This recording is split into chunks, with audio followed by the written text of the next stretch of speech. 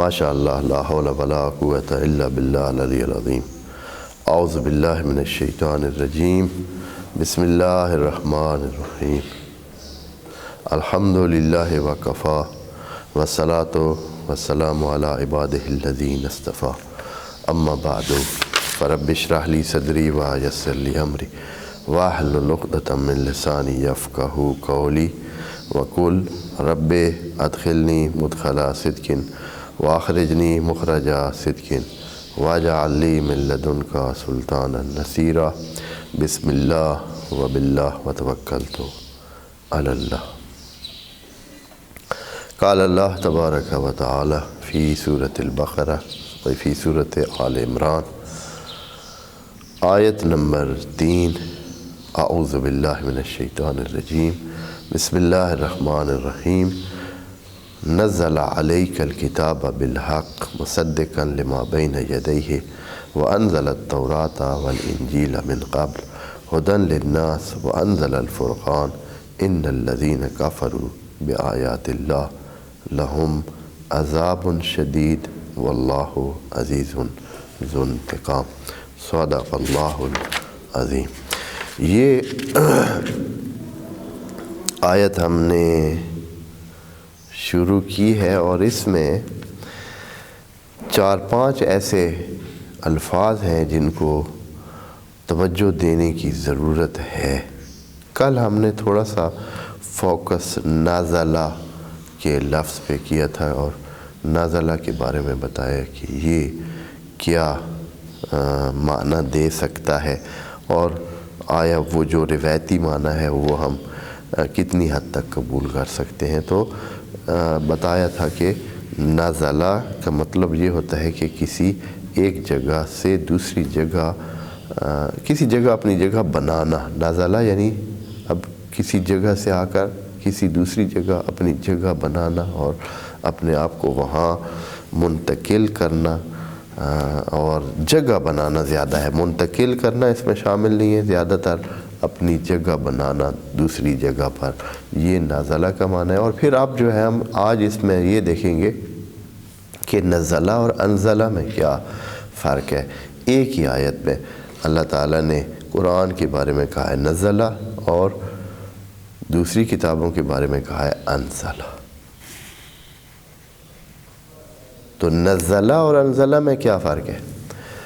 عربی کا ایک قاعدہ یہ ہے کہ جب تاکید، یعنی اور بھی فوائد ہو سکتے ہیں اس عمل سے، لیکن ایک فائدہ کسی ایک حرف کو کسی لفظ میں دگنا کر دینے سے یہ ہوتا ہے کہ اس کام میں تقویت ڈال دی جاتی ہے، تاکید ڈال دی جاتی ہے، اس میں زور ڈال دیا جاتا ہے کہ بھائی اس پر ہمارا فوکس ہے، اس کو ہم نے تاکید کے ساتھ کرنا ہے، اس کو قوت کے ساتھ کرنا ہے۔ جیسے مثلا فارقہ ہے، فارقہ یعنی فرق کیا، لیکن کوئی کہتا ہے فرقہ، یعنی اس ایک لفظ کو دگنا یعنی باب تفعیل میں لے جا کر اس کا معنی یہ کیا جا رہا ہے کہ بہت زیادہ تاکید کے ساتھ، سختی کے ساتھ وہی کام کیا ہے۔ یا فاسرہ ہے، مثلا فاسرہ زید الکتابہ، زید نے کتاب کی تفسیر کی، یہ تو ٹھیک ہے، لیکن آپ اسی کو کہتے ہیں وفسر زید الکتاب، اس کا مطلب ہے آپ نے اس کو، اسی کام کو بڑے اہتمام کے ساتھ، بڑے زور کے ساتھ، بڑی طاقت کے ساتھ اور قوت کے ساتھ انجام دیا۔ تو یہاں خدا کریم قرآن کے بارے میں یہ کہہ رہا کہ نزل الکتاب، اور یہ لفظ یہاں یعنی اسی باب تفعیل کے حوالے سے کئی آیات میں استعمال ہوا ہے، تنزیلا من الرحمن یا من رب رحیم، یا اس طرح کے تنزیل من عزیز رحیم، یا اس طرح کی کئی آیات ہیں جس میں تنزیل بھی کہا گیا ہے، اور یہ قرآن کے بارے میں۔ دوسری جو کتابیں آسمان سے آئی ہیں وہ بھی کم اہمیت نہیں ہے، لیکن تھوڑا سا یہاں اس وقت جب کہ یہ صورتحال ہے، جب قرآن نازل ہو رہا ہے تو مرکزی جو اہمیت ہے وہ کس کو ہے؟ وہ قرآن کو حاصل ہے۔ نزل علیک الکتاب بالحق۔ اچھا، انزلہ بھی معنی وہی دینا ہے اس نے، وہ بھی باب تفعیل ہے اور متعدی کا معنی دے رہا ہے۔ یہ نزلہ بھی باب تفعیل ہے نزلہ، اور یہ معنی متعدی دیتا ہے، اور انزلہ باب افعال ہے اور وہ بھی متعدی کا معنی دیتا ہے۔ دونوں کا معنی تقریباً ایک جیسا بن رہا ہے، لیکن معنی میں خود لفظ کے فرق کرنے سے فرق پڑ جاتا ہے۔ تو نزل علیک الکتاب بالحق۔ اب بالحق کیا ہے؟ پہلے دوستوں کو بتا چکے، کل بھی تھوڑی سی اس بارے میں بات کی تھی۔ بالحق یعنی حقیقت پر مبنی۔ اس کا ترجمہ اردو میں جب روایتی تراجم اور تفاسیر کرتے ہیں تو تھوڑا سا اس میں نا یہ یعنی جیسے کہ ہم دین اور بے دینی، حق یعنی دین، باطل یعنی بے دینی۔ حق پر مبنی ہے یعنی دین پر مبنی، یہ سمجھا جاتا ہے، یہ قرار دیا جاتا ہے۔ لیکن یہاں جب قرآن میں حق کا لفظ استعمال ہوا ہے، اس کا مطلب یہ ہے کہ یہ خیالی بات نہیں ہے، فرضی بات نہیں ہے، حقیقی بات ہے۔ حقیقت اور فرض میں تھوڑا سا پہلے بھی آپ دوستوں کو بتا چکا ہوں کہ یہ جو ہمارے عناوین ہوتے ہیں یہ فرضی عناوین ہوتے ہیں۔ مثال کے طور پر اگر کسی کو افسر لگا دیا گیا ہے، اب یہ اس کا اب عنوان ہے، حقیقتاً میں اس کے ساتھ کچھ بھی نہیں ہے، حقیقتاً اس کے ساتھ کچھ بھی نہیں ہے، وہی بندہ ہے، کوئی تبدیلی یا کوئی ایسی چیز جو حقیقتاً اس میں آئی ہو نہیں ہے۔ لیکن اگر ایک بندہ کسی کا باپ ہے تو یہ عنوان حقیقی عنوان ہے، یہ چھن نہیں سکتے، چاہے وہ مر جائے نہیں چھن سکتے، جیے نہیں چھن سکتے، اس لیے کہ وہ حقیقتاً اس کا باپ ہے۔ لیکن اگر کسی کو مثلاً بنا دیا گیا ہے، مثلاً افسر بنا ہے، خوب افسر وہ کیا ہے؟ ایک عنوان ہے، آج ہے کل گورنمنٹ اس کو واپس لے لے، عنوان ختم شد۔ یا آج مثلا کوئی یہ لگا ہوا ہے، کوئی وہاں دوسرا عنوان اس کو ملا ہوا ہے، کوئی تیسرا، یہ فرضی ہیں، یہ مانے ہوئے ہیں، یعنی سب نے مانا ہوا ہے کہ اس کا یہ عنوان ہے، حقیقتاً اس کا عنوان وہ حقیقت نہیں ہے۔ بس حقیقت میں اور اس میں تھوڑا سا توجہ رکھیں تو یہاں خدا کریم کہتا ہے کہ یہ جیسے آپ کے دنیاوی قوانین ہیں کہ مثلا قانون بنا دیے گئے اس ملک میں کہ دائیں سے آپ نے جو ہے وہ نہیں جانا ہے یا بائیں سے جانا ہے، مثلا بعض ملکوں میں یہ ہے کہ آپ نے دائیں سے جانا ہے اور بعض میں ہے کہ آپ نے بائیں سے جانا ہے۔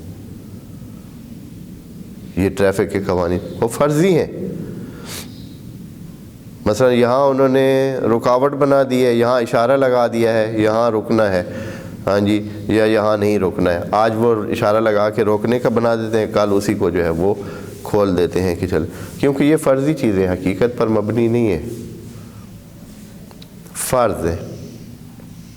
لیکن قرآن یہ کتاب حقیقت ہے، یعنی جو کائنات میں خدا کی اس کائنات میں جو چیز موجود ہے اسی کو بیان کر رہا ہے، جو انسانوں کے ساتھ ہونا ہے، جو باقی مخلوق کے ساتھ ہو رہا ہے اس کو بھی کچھ بیان کرتا ہے، اور جو انسانوں کے ساتھ یا انسانوں کے عمل سے پیدا ہونے والی صورتحال ہے اس کو بھی بیان کرتا ہے، جو ہمیں پتہ نہیں ہے،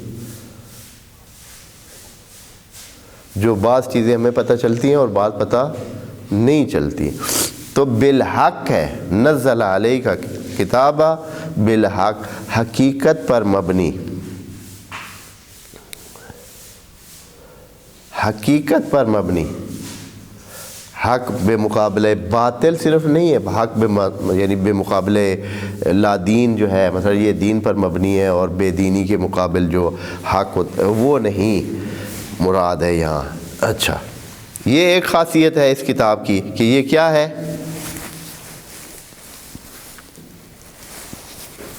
بالحق ہے۔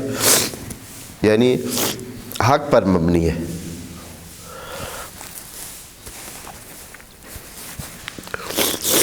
حقیقت پر مبنی ہے.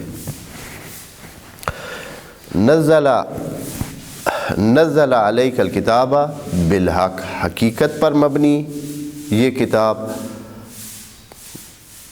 یعنی اس میں جو چیزیں بیان ہوئی ہیں وہ کائنات کا انعکاس ہے. جیسے کہ آپ زمین میں کوئی چیز بوتے ہیں تو اس نے فوراً اس کا نتیجہ آپ کو دے دینا. آج مجھے بھی زکام لگ گیا ہے.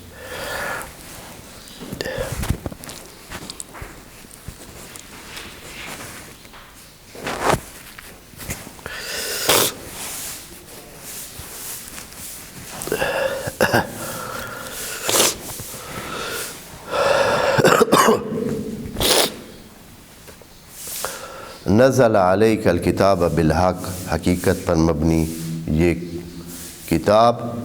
اس کا فائدہ کیا ہے؟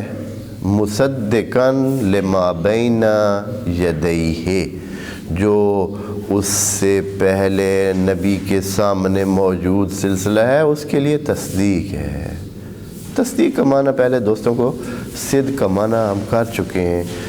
صدقہ یا صدق اس کا معنی صداقت سے ہے، اور صداقت یعنی صلابت یعنی استحکام. مصدقاً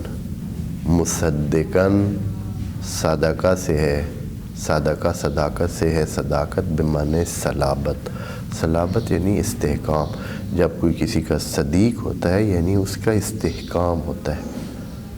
جب کوئی صدق کرتا ہے یعنی سچائی بولتا ہے، سچائی میں استحکام ہوتا ہے.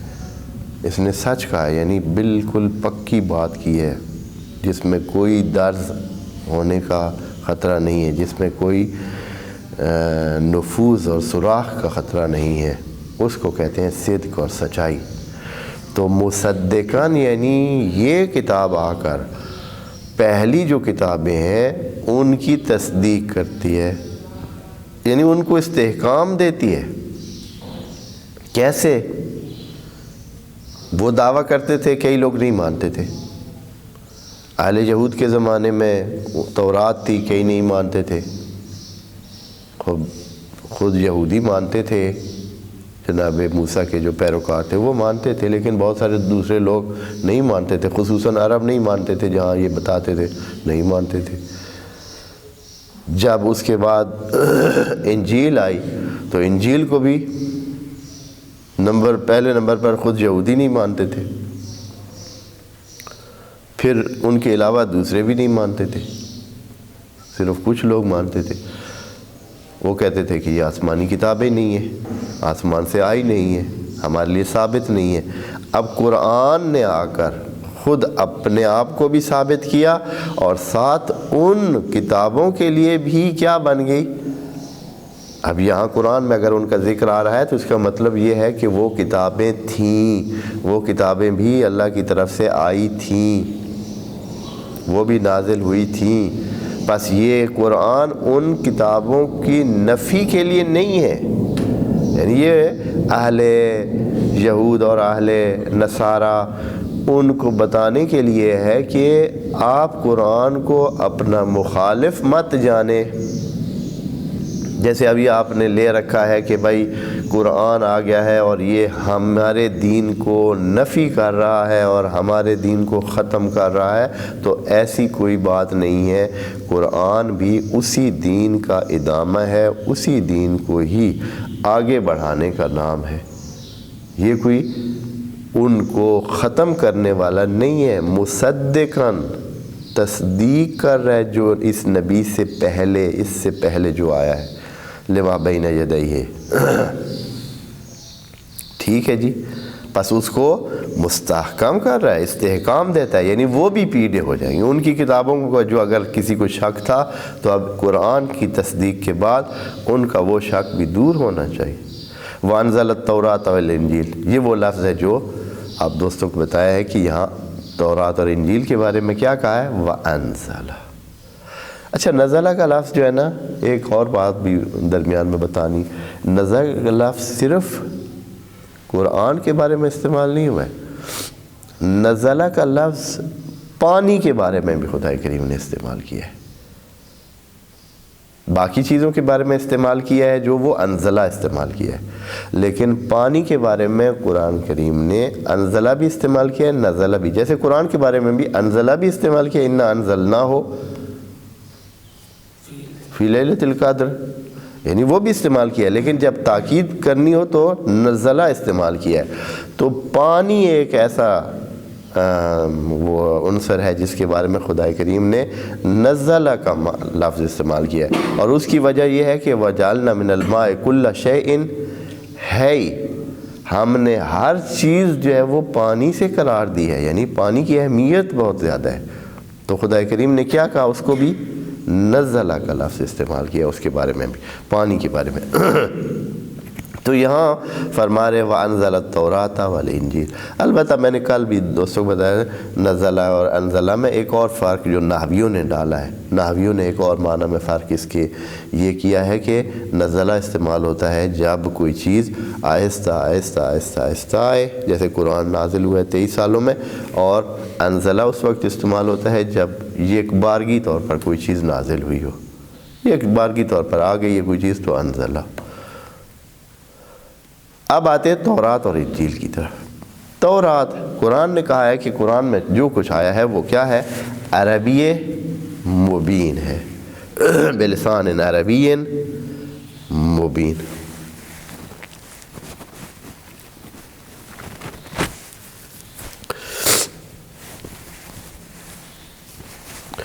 بلسان عربی مبین،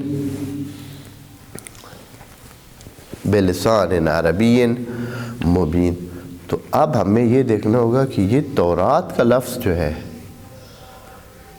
یہ کیسے، بہت سارے روایتی مفسرین میں یہ بات بالکل سیدھی سیدھی جو ہے نا سادہ سادہ الفاظ میں وہ کر دی ہے انہوں نے کہ یہ عبرانی کے لفظ ہے، تورات ہے، انجیل ہے، یا آرامی کے لفظ ہے، انجیل آرامی کا لفظ ہے، دوسری زبانوں کے لفظ ہیں جو قرآن میں آ گئے، جبکہ قرآن کہہ رہا ہے کہ قرآن عربی مبین میں ہے، اور یہ قرآن کا دعویٰ ہے تو ہمیں بہت سنجیدگی سے لینا چاہیے۔ تو ہم یہ نہیں کر سکتے ہیں کہ چلیں بھائی ٹھیک ہے قرآن نے کہہ دیا لیکن پھر بھی غیر عربی الفاظ قرآن میں آئے ہوئے۔ بڑی حیرت کی بات ہے کہ خدا کریم کہے کہ میں نے قرآن کو عربی مبین میں، لسان عربی مبین میں بتایا ہے، اتارا ہے، اور ہم کہیں کہ نہیں اس میں دوسری زبانوں کے الفاظ بھی کیا ہیں، موجود ہے۔ عربی مبین، لسان العرب نہیں کہا ہے، لسان العرب میں تو دوسرے الفاظ موجود ہیں، لیکن لسان عربی مبین میں غیر عربی ہو ہی نہیں سکتا ہے۔ تو بس ہمیں دیکھنا چاہیے کہ تورات اور انجیل کا کیا معنی ہے۔ تورات یہ وارایا سے ہے، وارایا،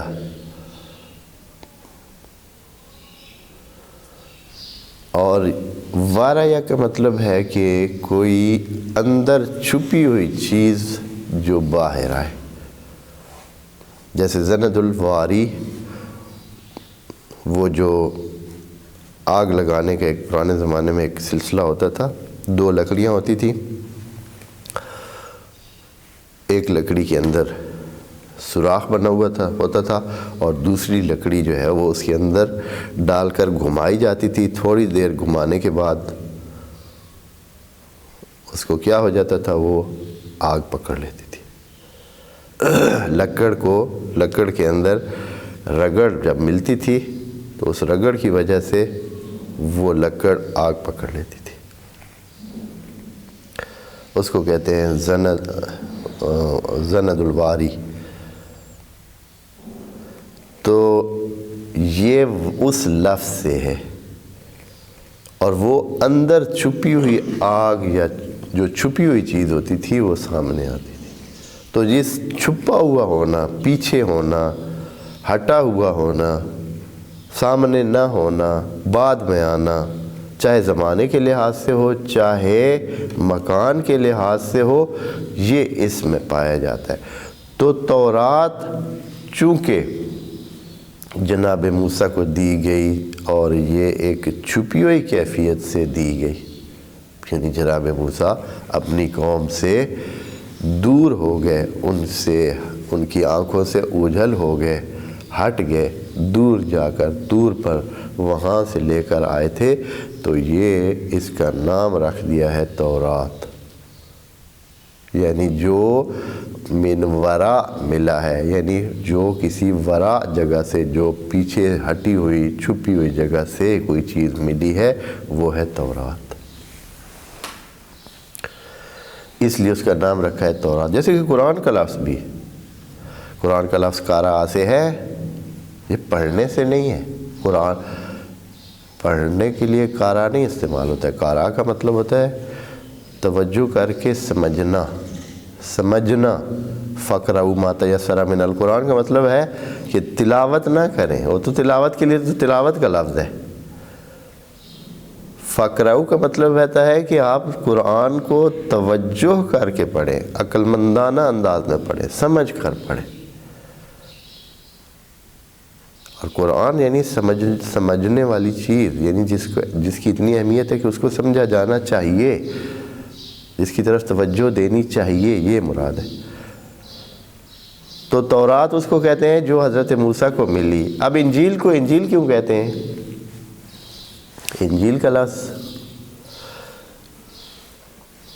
آپ کی معلومات کے لیے کہ انجیل کوئی علیحدہ کتاب نہیں ہے، جناب موسیٰ کی کتاب جو تورات تھی اسی کی وضاحت پر مبنی، اسی سے لی گئی، اسی سے ہی آخذ کیا گیا ہوا مواد ہے اس میں، انجیل میں۔ یہ ناجلہ سے ہے، ناجلہ کہتے ہیں جو کسی دوسری چیز سے اقتباس کیا جائے، نجل کہتے ہیں جو بیٹا ہو یا ذریہ ہو یا اس کے اگلی نسل ہو، اس کو نجل کہتے ہیں، اور اس لفظ سے پھر یہ بن گیا انجیل۔ اب وہ کہ عربی میں کیسے اس کو انجیل اس وزن پہ کیسے لے کے آئے ہیں، یہ ہوتا ہے استعمال میں، یا نام رکھنے کے لیے بھی انجیل رکھ دیا گیا ہے۔ تو وَأَنزَلَ التَّوْرَاةَ وَالْإِنجِيلَ مِن قَبْلُ، پہلے یہ چیزیں اتاری تھیں، اور اب اس کے بعد تمام ان چیزوں کے لیے، چاہے قرآن کو جیسے کہ نزلہ کہا اور مصدقاً کہا، بالحق کہا، مصدقاً کہا، اور ساری خصوصیات کے ساتھ، اور تورات اور انجیل ساری چیزیں آئیں، تو اے اللہ یہ جو آپ نے کام کیا ہے، اللہ پچھلی آیت میں تھا اللہ نزلہ، اللہ نزلہ، یہ نزلہ کہتے ہیں کہ اس کے لیے فاعل وہی ہوا ضمیر ہے جو اللہ کی طرف جا رہی ہے، اللہ نزلہ، یہ خبر ہے اسی اللہ کی۔ تو یہ کس مقصد کے لیے یہ کام کیا گیا ہے؟ ہدی للناس، یہ انشاءاللہ ہم اگلے نشست میں انشاءاللہ اس کی تفصیل دیکھیں گے۔ خدا کریم سے دعا ہے کہ خدا کریم ہمیں قرآن سمجھنے میں مدد فرمائے۔ والسلام علیکم ورحمۃ اللہ۔